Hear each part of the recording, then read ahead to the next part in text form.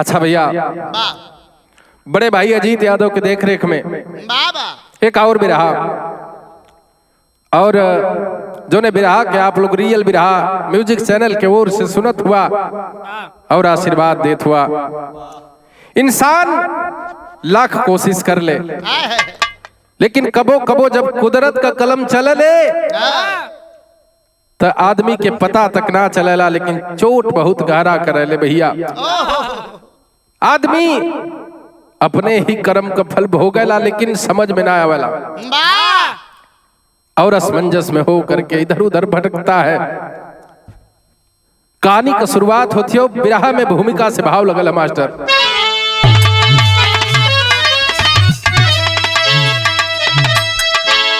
लाख कोशिश करे कोई संसार में, समय चक्र से कोई बच ना सका। जिंदगी लेके जाएगी किस मोड़ पर, खुदा भी है माया को रच ना सका। जैसा करोगे यहीं पर भरोगे, लूट करके खुश न रह पाओगे। मुकद्दर में क्या है पता ही नहीं, खुद के करनी सही जगह में बह जाओगे।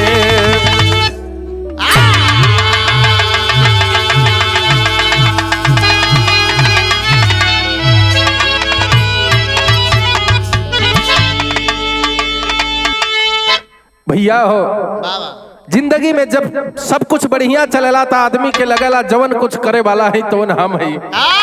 लेकिन अगर कबो जिंदगी में दुख आ जाला, जब कबो जिंदगी का नैया डगमगा ले तो आदमी भगवान का दोष देवेला, का मालिकी का कह देला। लेकिन हम बताइला आदमी करने और कराने वाला तो ऊपर वाला है। आदमी बस एक खिलौने की तरफ, कठपुतली की तरफ इस धरती पर अपना अभिनय करके और चला जाता है।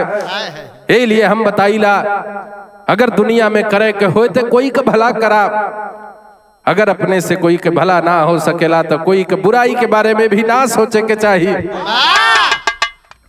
आदमी कोनो न कोनो तरीका से अपने कर्म के फल भोगेला। ये भैया बिरहा में एक थे गजल के संकेत लगत मास्टर।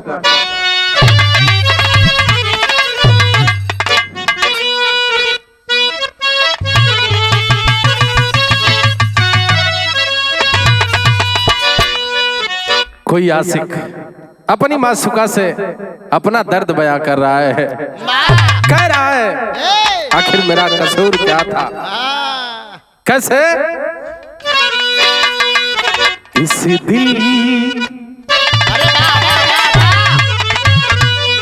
दिल को बेकरार किया, इस दिल को बेकरार किया, तुमने क्या किया।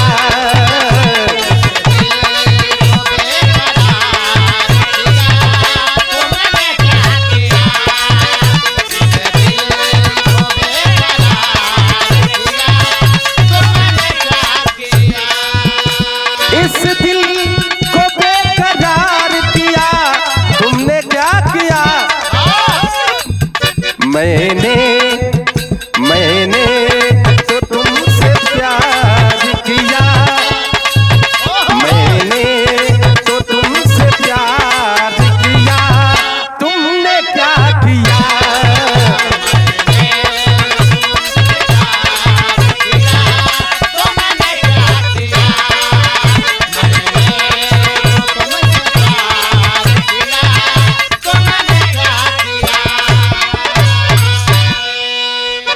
लेकिन ये भैया जब भगवान के जब कुदरत का कलम चले ले तो आदमी बौना साबित होला, हर चालाकी धरी की धरी रह जाले। ये भैया यही लिए तो हम बताइला का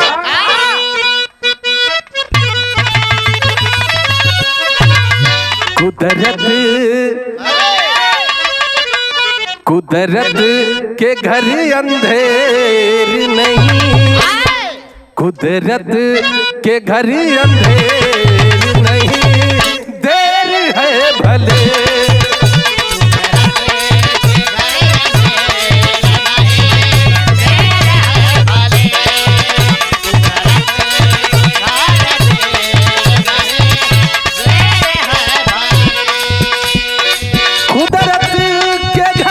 अंधेर नहीं, देर है भले। नीयत से मिलता सब यहाँ, नीयत से मिलता सब यहाँ, देर है भले। नीयत से मिलता सब यहाँ, देर है भले।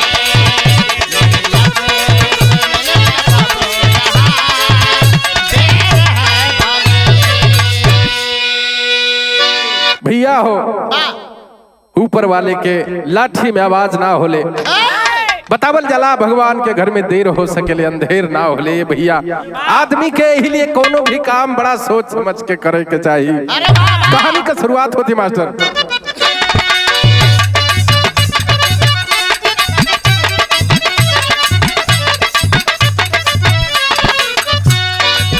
काल के काल में इंसान फंस के रोता है,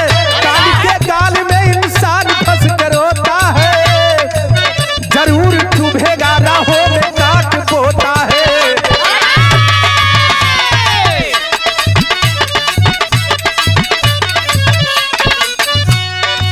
प्रांत बंगाल की कहानी हकीकत है, प्रांत बंगाल की कहानी हकीकत है। सोनू साधना पे आ गई मुसीबत है।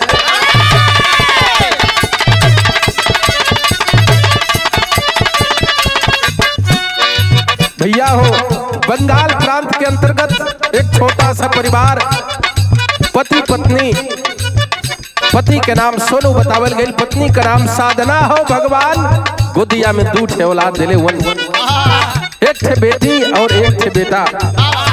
बड़ा प्यार से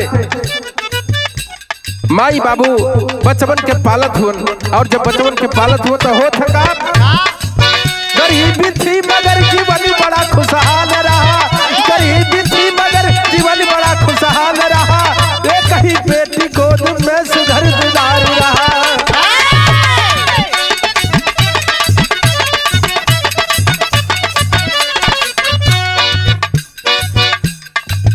भैया हो दोनों बचवन के पालत हो, गरीबी है लेकिन जिंदगी में खुशहाली हो, परिवार में सुकून है, बड़ा हंसी खुशी दिन बीतत हो।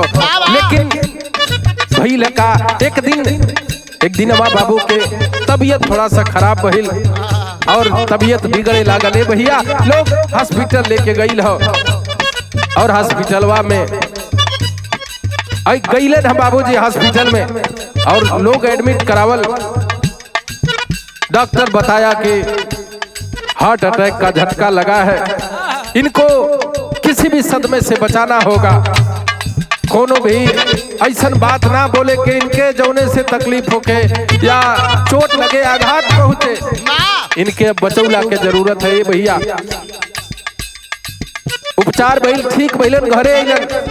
2-4 दिन बड़ा हंसी खुशी बीतल हो, लोगन के लागल कि अब ठीक हुआ। लेकिन अचानक से दोबारा दिल का दौरा पड़ा, और दोबारा जब दिल का दौरा पड़ा है तो कुदरत रूठ गई। बाबूजी हुआ क्या, समय के झोंका में विधाता भी हर उठ गया, समय के झोंका में विधाता भी हर उठ गया।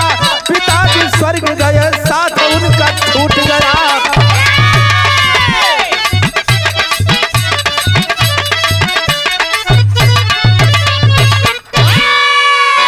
भैया हो दिल का दौरा पड़ल, बाबू के आनंद फानन में लोग हॉस्पिटल वहीं ले जाए के सोचता हुआ, तब तक इस शरीरिया के छोड़ के आखिर सुगना उड़ गई ले। भैया पिता का साया परिवार से उठ गया, और जब पिता के परिवार उठल, सारा बोझ माई के कंधा पर आ गई। माई दोनों बचवन के लेके पालत है, पोसत है। और ये भैया जब पालत पोसत है, धीरे धीरे कुछ दिना बीतल है, और कुछ ही दिनवा बीतल। ये भैया कुदरत का कहर कैसे चलला, माई के भी तबीयत खराब हो गई। माई का तबीयत खराब भइल। अब बचवन के समझ में ना आवत, पेट भरल, अब दुसुआर हो का जात है भैया। बिरहा में एक ठे तरज लगल हो।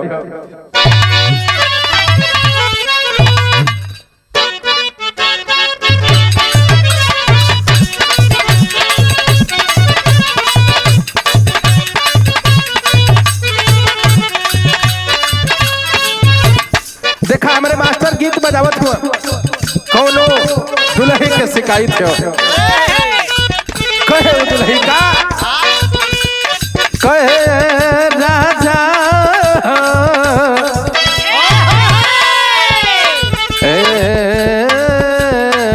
बलमुआ तू तो पूरा लगवला जोर हो, यहिया हमारी कमजोर हो।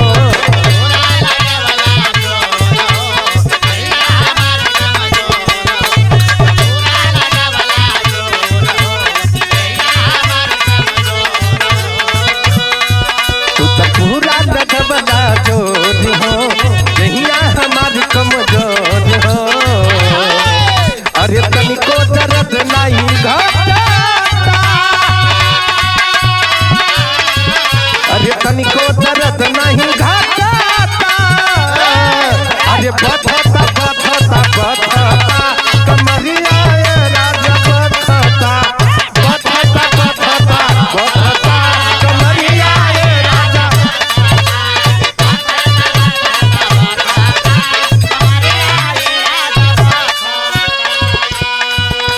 लेकिन कुछ दिने भैया माई बचवन के पालत है, कुछ दिना ठीक से बीतल है, लेकिन माई का तबीयत खराब भइल। और जब माई के तबीयत बिगड़े लागल है, तब हमरे कवि जी लिखत हुआ,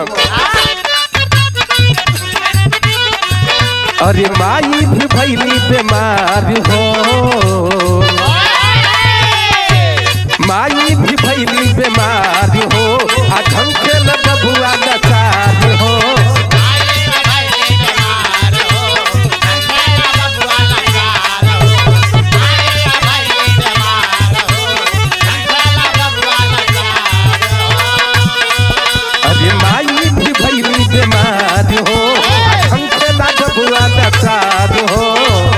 अरे तनिको विपत नहीं हटा,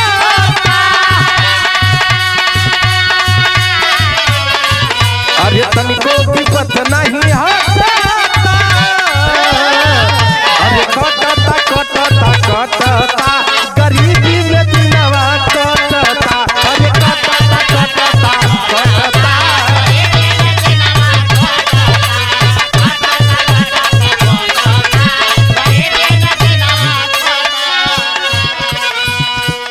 माई के तबीयत बिगड़ल है भैया। दोनों बचवा आनंद फानन में गांवपुर के लोगन के पड़ोसियन के मदद से लेके हॉस्पिटल गइलन है, लेकिन कुदरत के कुछ और मंजूर है। भइल का माई छोड़ी चली भइली दुनिया जहान हो,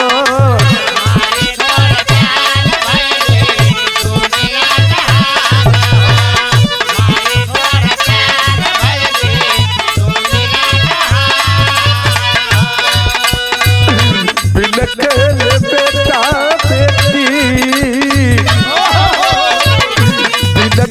बेटा बेटी छछन परान हो।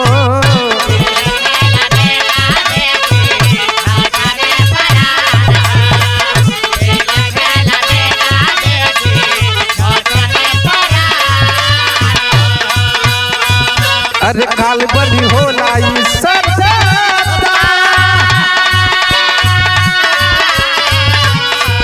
अरे काल बनी होला ई सदा, अरे काल बनी होला ई सदा, कटता कटता कटता गरीबी आइले दिनवा कटता, अरे कटता कटता।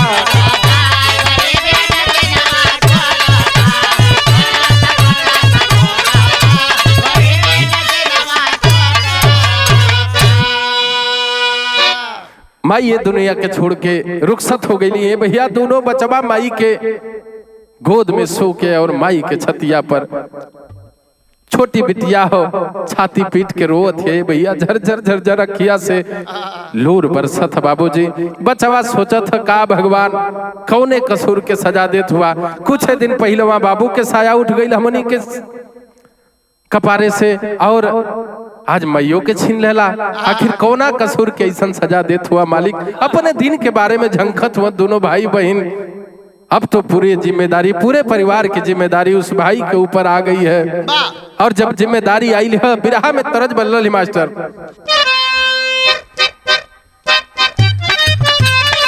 अपने बजावत हुआ। फागुन के महीना में कोनो थेवर कोनो भौजाई से मजाक कैले रहे, कहे भौजी बतावा कवन खेल, भौजी बतावा कवन खेल, खेलो सब तेल लगा के, भौजी बतावा कवन खेल।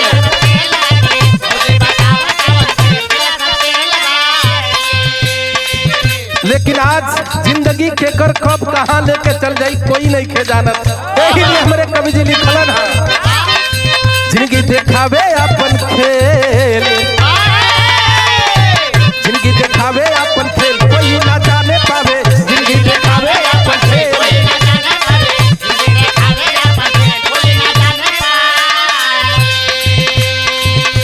रहन बिगड़ गईली भैले उबारू,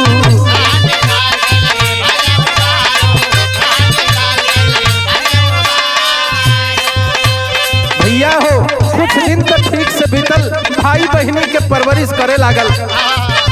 फिर से गाड़ी पटरी पर आयल हो, बड़ा अच्छा से दिन कटत, भैया कमाए लगल। छोट मोट कोनो भी दिहाड़ी कर ले, कोनो काम करके कैसे बहन का पेट पालत हो, अपनो पेट पालत हो।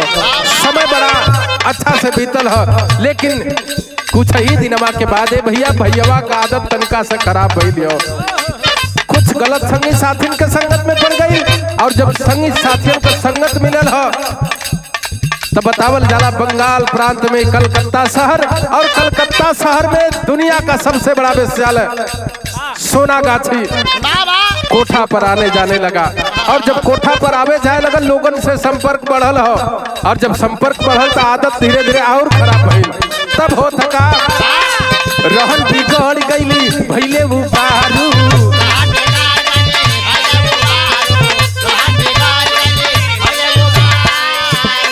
दारू के साथ रोज खोजे मेहरारू,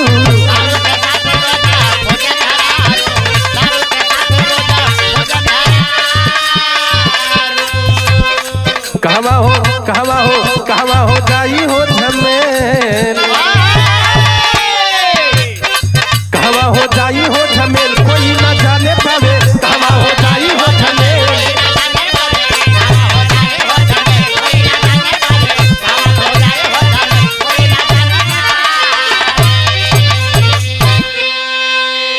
भैया हो आदमी के बर्बाद करे बदे एक गो चीज काफी होला। अगर दारू के लत बढ़िया से जेके धरा गई तो बर्बाद करे बदे काफी है। यार तो दारू और मेहरारू दोनों खोजे लागल। सवेरे से साजले संगी साथियन के साथ में चलत है। और इतना ही नहीं बाबूजी, कोठे पर आना जाना शुरू हुआ। लड़कियों की सप्लाई कोठे पर करने लगा बाबूजी। अब जब लड़कियन के फंसा फंसा के ले जा कोठा पे सप्लाई करे लागल, कमाई में बरकत होके लगल। एक दिनवा दारू के नशा चढ़ल, ये पैसा पॉकेट में देखो तो एको नहीं खे। सोचल कि अब इतना झटका में कहां से चिड़ई फंसाई। सोचत सोचत ध्यान गई है, कल जला दारू और कलत जवन करा दे, ध्यान गई है। सोचत है साला इतना झटका में कोई मिले वाला नहीं खे, बहनी के तरफ ध्यान गई। सोचत हो वो तो ठीक है बिया। आखिर फुसलाना शुरू किया और करता है क्या, बिरहा में गीत लगल हो।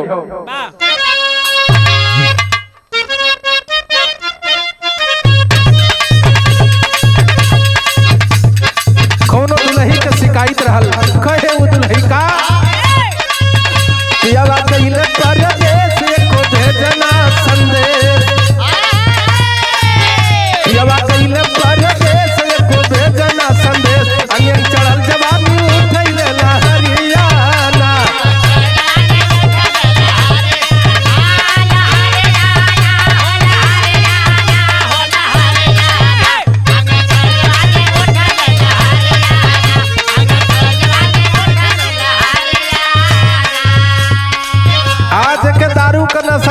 चटकल ये पगलावा के आज जब दारू का नशा चटकल तो सोचत हो और कैलस का दारू के नशा जब चढ़ल भैया के मनवा बढ़ल दारू के नशा चढ़ल भैया के मनवा बढ़ल वही बहिनी ऊपर पड़ल बा नजरिया ना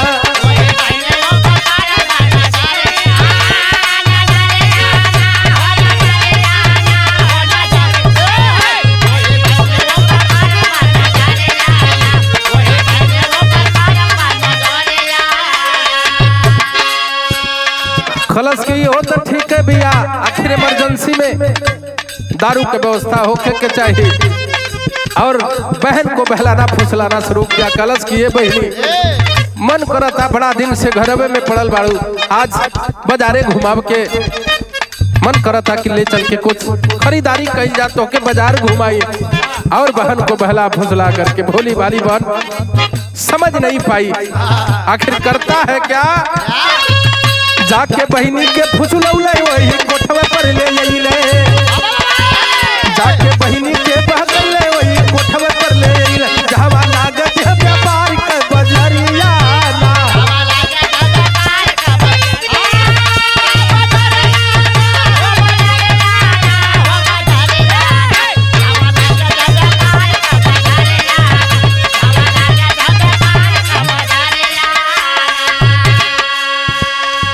कोठे की मालकिन से बात करना शुरू किया।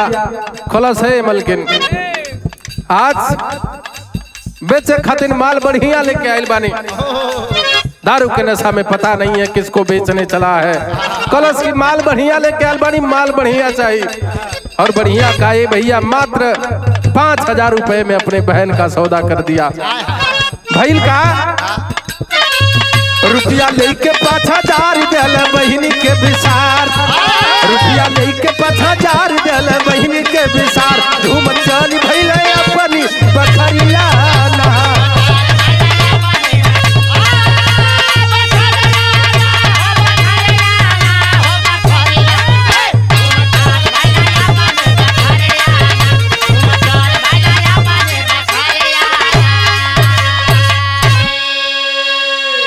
भैया हो 5,000 रुपए लेकर के और खाते पीते और संगी साथियों के साथ मौज करते हुए घर की तरफ चला है और घरे आइल है दारू के नशा में धूत जाके चारपाई पर लेट गया और सोता रहा बाबूजी जब तक नशा उतरल ना तब तक सोवल हो।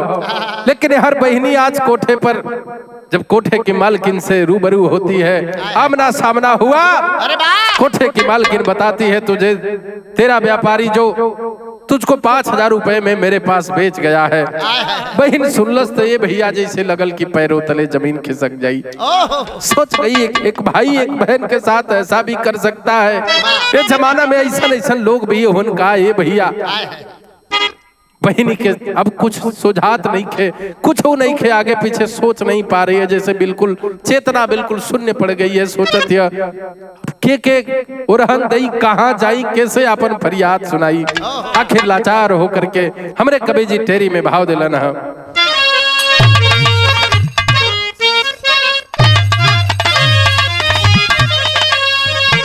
अरे अपना ही जब बेगाना बन गया अरे अपना ही जब बेगाना अपना भी जब बेगाना बन गया कैसे करे भरोसा गैरों पर जमाना अरे जमाना अब जमाना जब अपन गैरों से भी खराब व्यवहार करे लगे भैया ते जमाने में भरोसा के करी पर कही जाई भई लका भी देसिया में भाव है।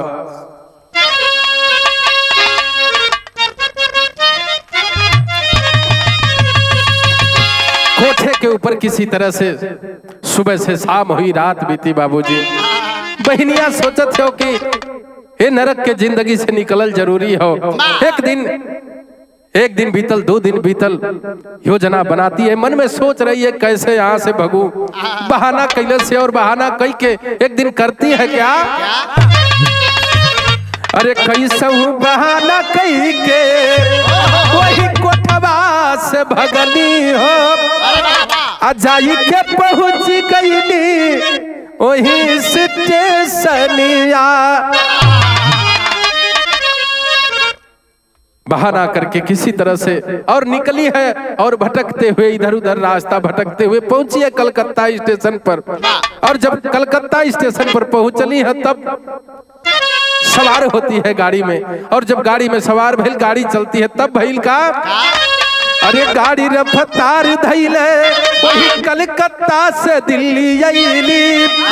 अरे सेठ एक मिली गईले बतबली कहानिया।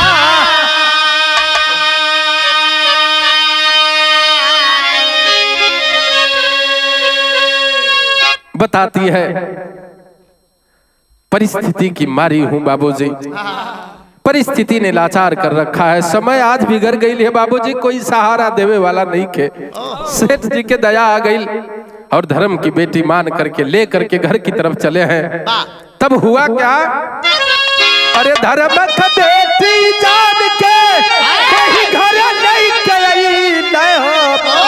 अरे लगल बढ़ावा फूटल वही आशा का किरनिया।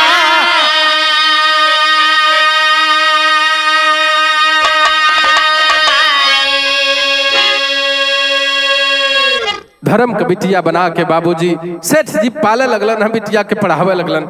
हर बेटी पढ़त हो, लेकिन हर जवन पगलावा भाई है जवन बेचले हो वो दीपिका के हालत का हो, एकर बाजार धीरे धीरे चटकल है रविंदर भाई।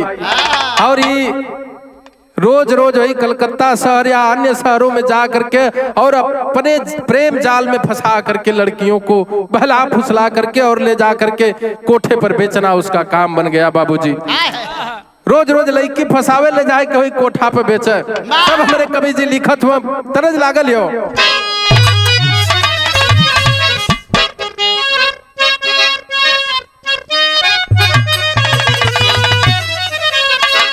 अरे पटना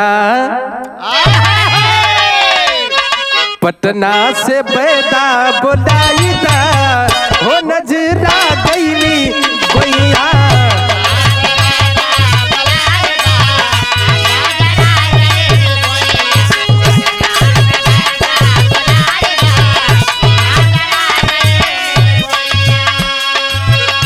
लेकिन आज भइल का वही दीपिका, अरे दीपिका का चटकल बाजार हो, दीपिका का चटकल बाजार हो वही कोठवे के ऊपर।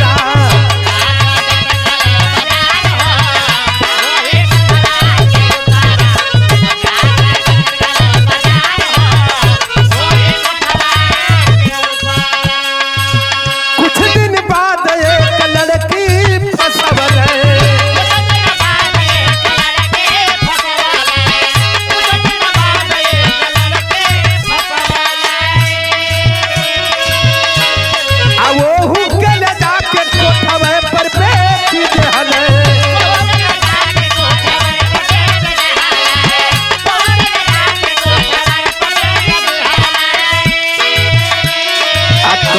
लगली देह के व्यापार हो, करे लगली देह के व्यापार हो वही कोठवे के ऊपर। करे लगली देह के व्यापार हो।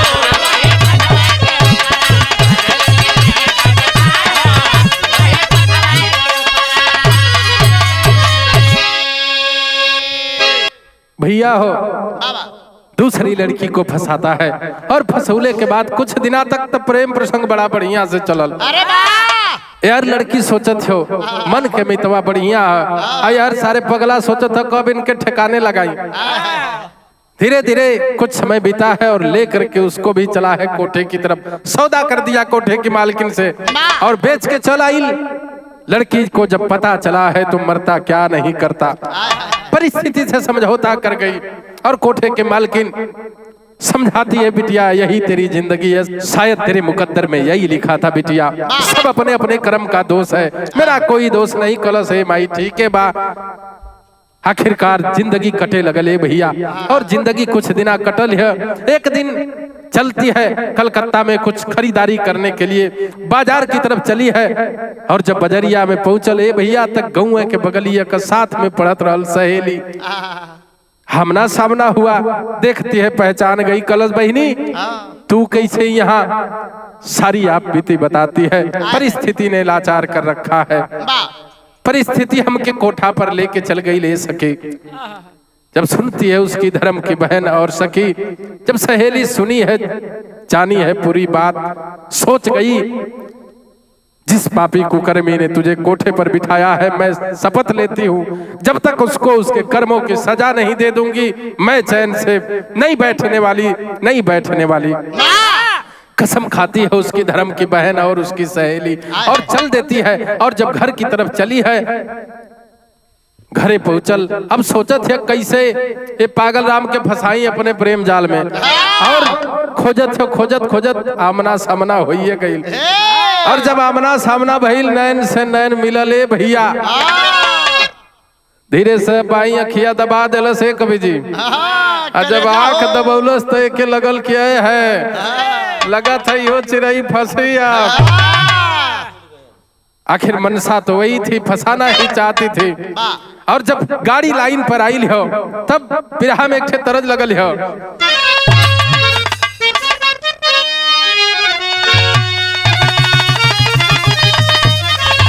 देखा ये कुल गीतन का जोड़ नहीं खे भैया। माई बहनी लोग पुरन के जमाने में और पुरनका कलाकार लोग गावत रहे। कैसे हो? अरे मोरे पिछुआरा,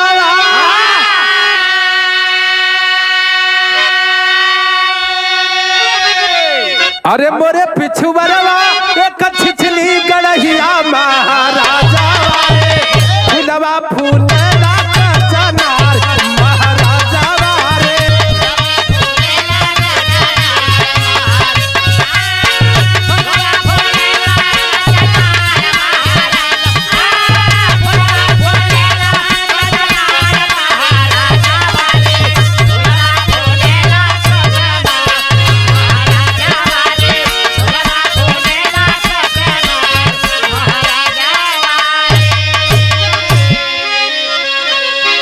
लेकिन जौने लइकिया के बेचले हो उठा के वही कोठवा पर ओकर धर्म के बहिन और सहेली, बचपन के सहेली हो, मन में ठान लेती है और फंसाना शुरू करती है। और जब फंसौलस नैन से नैन मिलल है, तब पगला जब प्रेम जाल में फसल हो तो दोनों के बीच में फिर से प्यार का सिलसिला चालू भइल। और जब प्यार का सिलसिला चालू भइल, गाड़ी पटरी पर दौड़े लागल। और जब दौड़े लागल तब भइल का, अरे प्रेम के पिजारवा में,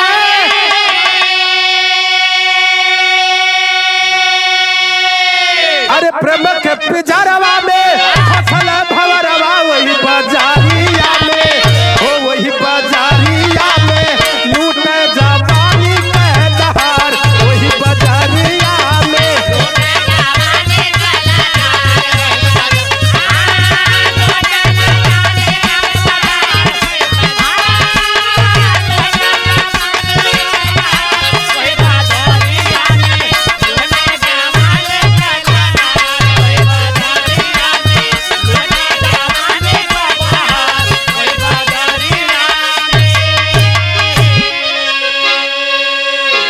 प्रेम प्रसंग शुरू हुआ बाबूजी, और दोनों लोग मिलना जुलना शुरू हुआ। एक दिन लेके होटल में गई, दोनों लोगों ने रात बिताया। और रात बितौला के बाद लड़की मन में ठानी थी पहले से ही, जब दोनों में कुल काम हो गई ले भैया, शारीरिक संबंध बनाने के बाद लड़की चली है। और जब वहां से चलल तो घरे ना गई ले भैया, सीधे थाने की तरफ चलती है। और थानवा के तरफ गई है, तब भइल का, तब जाके FIR कैली। अरे वही जहल खनवा तब बाजारिया में हो, वही बाजारिया में बन के लूटेरा पालत करिया, वही बाजारिया में।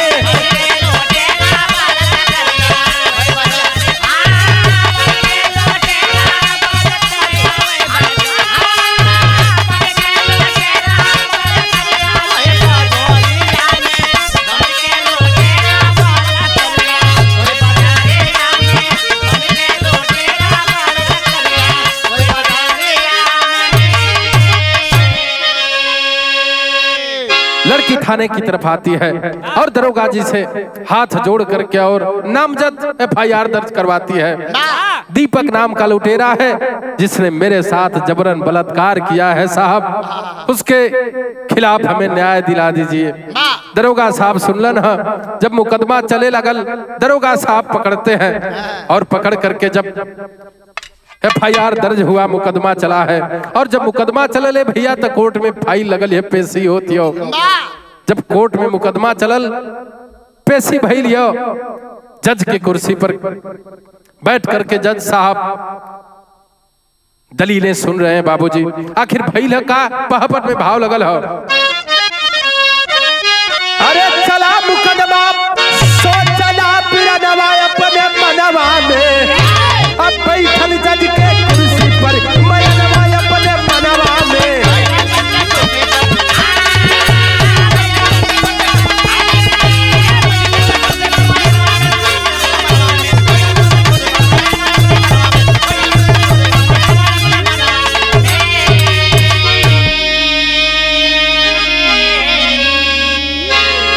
मुकदमा चलल, कोर्ट में पेशी भइल, दोनों तरफ से वकील अपनी अपनी दलीलें सुना रहे हैं बाबूजी।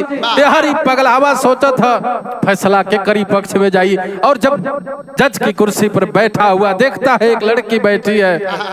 जब चेहरवा की तरफ नजरिया गई, जज साहब के चेहरवा को देखा था, पहचान गया। मुंह बोली बहन जिसको कुछ दिन पहले कोठे पर बेच करके आया था, आज सेठ जी के कृपा से पढ़ लिख के जज के कुर्सी पर बैठल ये हुए बहनिया, जौने बहनी के कोठवा पर बेच के आल हल। सोचत हो कि तो हमार बहनिया भैया अभी मने मने खुश होत हो। खून तक खूने होला ये भैया, कतनो साला हम नालायक है तो का से अगर एक आदमी नालायक हो तो ऐसा ना हो सकेला। बहनिये जब हमारी हो तो फैसला जरूर हमारे पक्ष में आई, हम जरूर जीतब। खुश हो रहा है मन ही मन और चेहरे को पहचान करके और इतराते हुए एक तरफ मुस्कुरा रहा है बाबूजी। लेकिन हुआ क्या, अरे देख के चेहरा बहिनी का तब तुरंत गया पहचानी हो। अब मन ही मन पछताना पापी हो खदे गलानी हो। तब बेच के अइली कोठे पर मनवा सोच मनवा में, खुद ही बनली विपदा करनवा सोच मनवा में।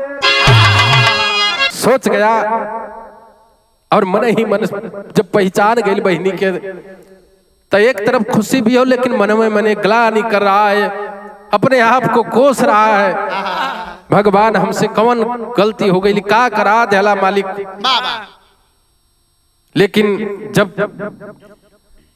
वकीलों ने अपनी अपनी दलीलें सुनाने के बाद जब फैसले की बारी आई, तब सोच रहा है कि फैसला तो हम जीतिए गए बानी, जब बहनिये भी आ तो दिक्कत कौने बात के। लेकिन जब जज साहब धन्य है, सलाम करते हैं ऐसे जज को। जज साहब फैसला सुनाना शुरू किए और जब फैसला सुनावे शुरू कैलन ह, तब जज साहब बोलन ह का आल्हा में भाव लगल ह।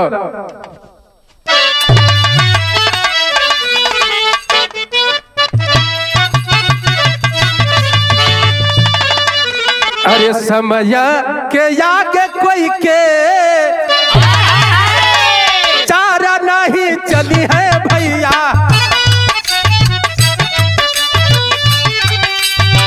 समय के आगे सब ही हो जाला लाचार।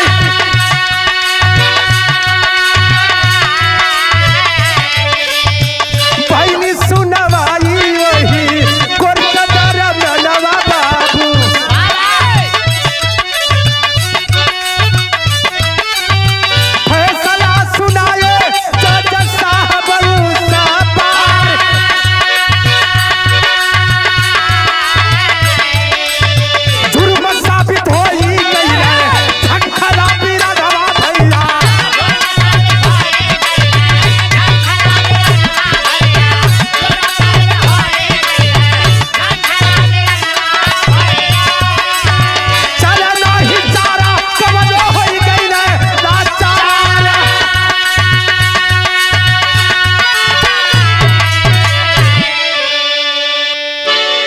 भैया हो।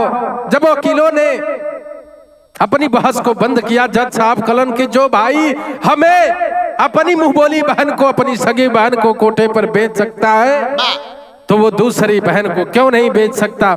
जज साहब फांसी का फैसला सुना दिलन। कल ऐसे कुकर्मी दरिंदे को समाज में जीने का कोई हक नहीं है। और जब फांसी का सजा सुनौली है जज साहिबा तब पगला के लगल की कटले लहर ना आवत हो। खलस किए भगवान ई कहा कही देला मालिक। अब भगवान के दोष देत हो, अपनी कर्म के बारे में नहीं के सोचत कि हम कैसन कर्म कैले रहली। ऐसे हम पहले में बतौली कि आदमी अपने कर्म का फल जरूर भोगेला। कुदरत के घर में देर होले अंधेर कबहू ना होले। आखिरी लाइन में भाव है भइल का करीबा जवन करनी है आगे उतरी अपने कर्म के कमाई सबके भोग के पड़ी।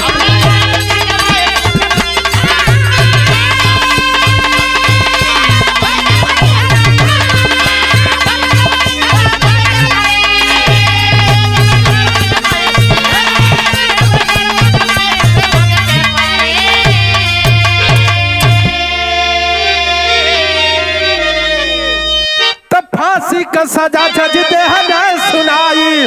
अरे बहिनी गया गवाना चार गिरल भाई।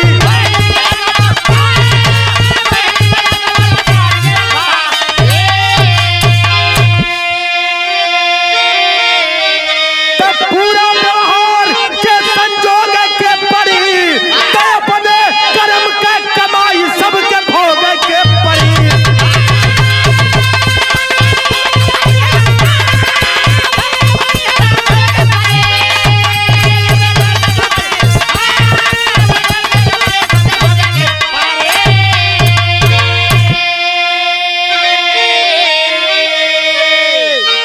अपनी अपनी कर्म के फल इंसान भोगता लेकिन दोष भगवान के देता।